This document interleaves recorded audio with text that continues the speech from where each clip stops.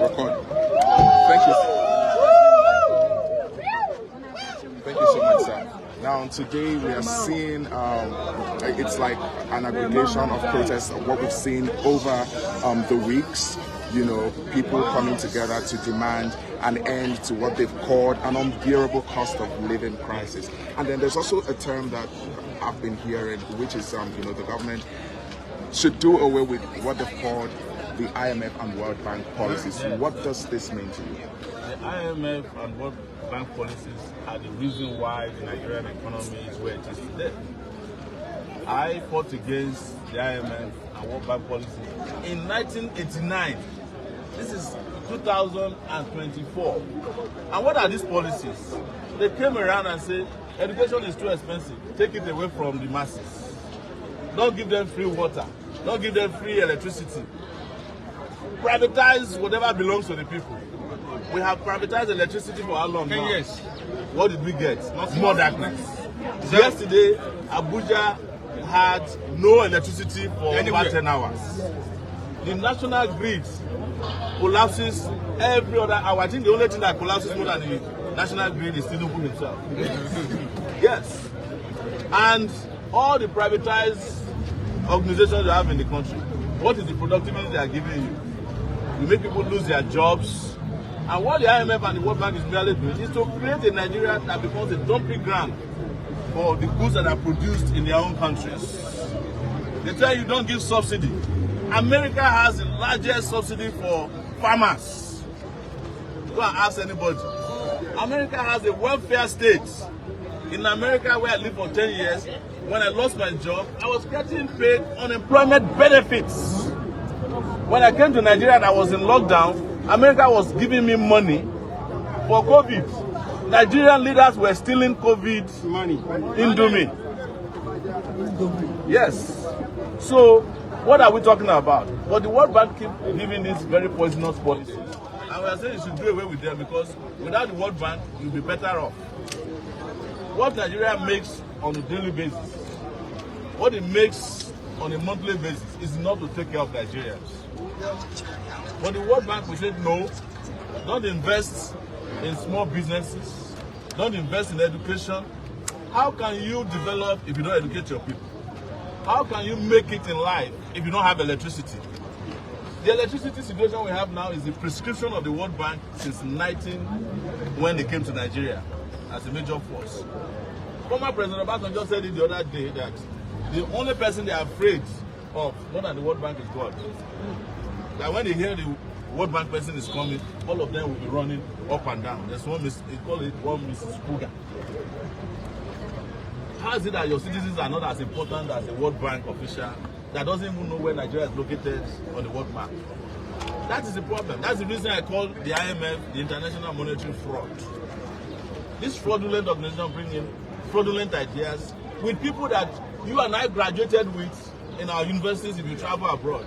Some of the guys who are IMF country officials or country reps, they are the people who graduated a few years ago from universities that are not even up to the standard of Nigerian university, but because of the color of their skin and the connections they have, they come and be telling you about what they don't know. So that is the reason why we're saying, look, get rid of all these useless policies that say you can't take care of your people. Because you see, when you don't take care of these people, you don't give them free education, you don't give them free healthcare, you are going to have what Nigeria is having now.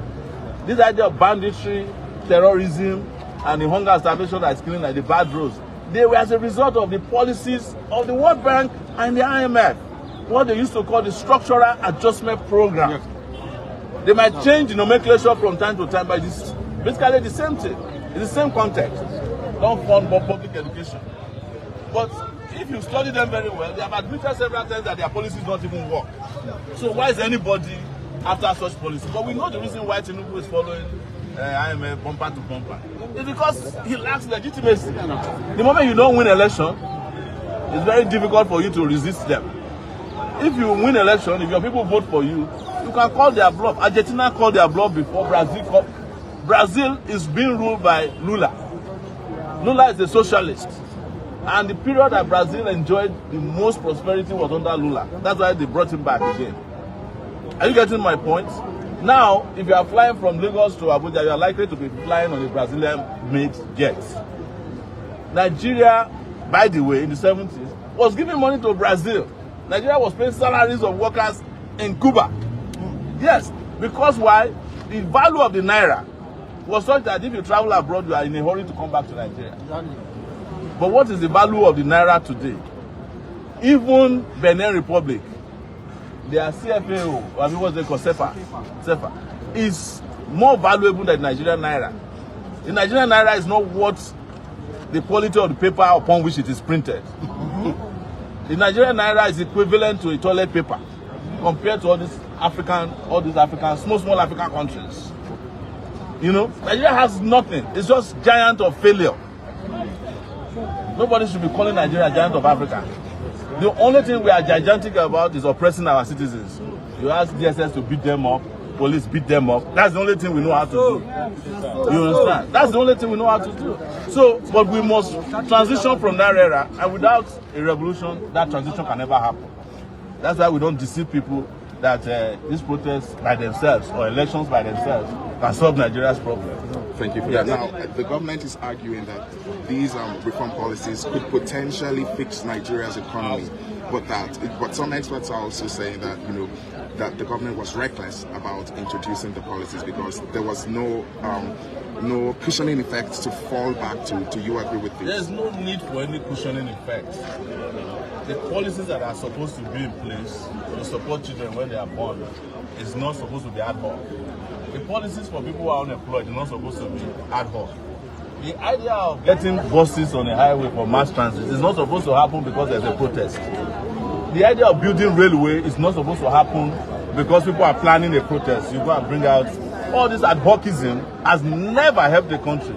Institutionalize all these policies for social justice in the country, and you don't have to worry about it. America is not going to worry about Medicaid or Medicare because they established it a long time ago that at the age of when you reach 65, you'll be getting mails that says, "Oh, join this group." They'll send you your benefits at the age of 65, including Viagra, in case you are no longer working under there.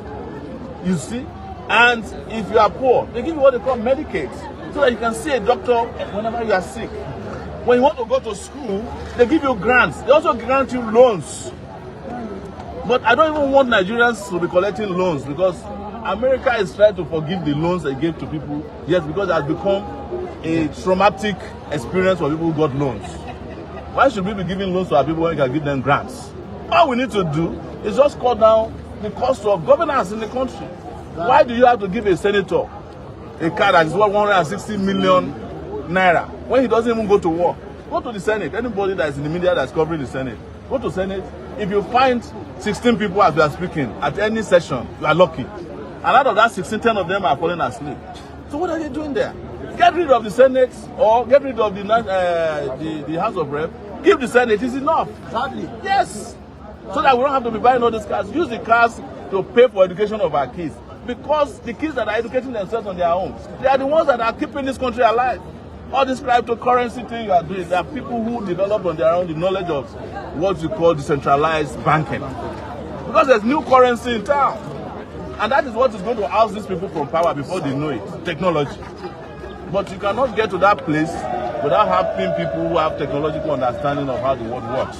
Tinubu doesn't even know how to operate a phone, I'm sure, or an email. How can you understand cryptocurrency? How can you understand that the world is on the verge of change when it comes to how the financial system, global financial system is working? Or how to make money without having to go and carry block?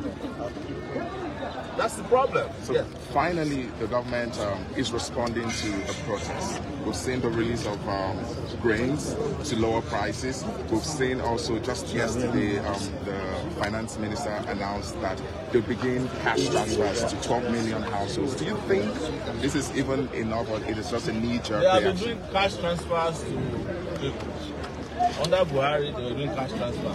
But the question you should ask is that to whom? is the cash being transferred? Do you know have you ever collected the cash transfer from your family? I've never received it before, and I don't know anybody here has ever received it. And there's a lot of poor people here who should be collected because the cash transfers are going to the pockets of the political operatives of the major political parties. We don't need cash transfers. Put in place social safety nets. Let there be a social security system in place that people can draw from without having to wait for government to say we are doing trader money. That was what Oshibajo did until he became. Yes, I don't know if he still has some of those things now. Why is Oshibajo no longer doing trader money? Because it never worked. It was a gimmick to fool people. So conditional, the word conditional cash transfer itself is a very tricky legal word. That means the money might get to you or it may not get to its final destination. That's what conditional means. So they might want to just press send and decide not to send the money. So it's a scam. It's a scam. So please stop listening to all these people in government. They have no new ideas. Listen to us, those of us who want to change this country. Thank you. Thank you, sir. Yes, we have told them, make the refineries work. For 8 years, they said one is about to work last year, December. That was the Port Harcourt. The labor leaders were supposed to go and visit. They said the plane that was supposed to take them developed ports in Abuja. Till today, they have not seen the refinery because there's no refinery anywhere. But this is the same country that helped Dangote to build the refinery. Cannot repair its own refinery in Africa. It's a shame, and we must admit it. And this is an opportunity to tell the people that they use, be it all those people you call experts, the security agencies that are being used, that if they don't stop, they will become victims of the same system. Because Nigerians have been pushed to the edge. At any moment from now, anything can happen. That's even those of us who are here leading this protest might become irrelevant when the real hungry people take over the struggle. Yes. Sorry, what steps should federal government take to address this economic hardship that Nigerians are facing? I cannot be advising the federal government. I cannot advise the federal government of people who are deaf and dumb. That's the problem. Advising them because they are all we have told them what to do. They should reduce the cabinet. Yes. They should reduce the cabinet. So what they can hear now is what they Go ahead. No, they should reduce the cabinet. They should dissolve their cabinet, dissolve themselves. Let the people do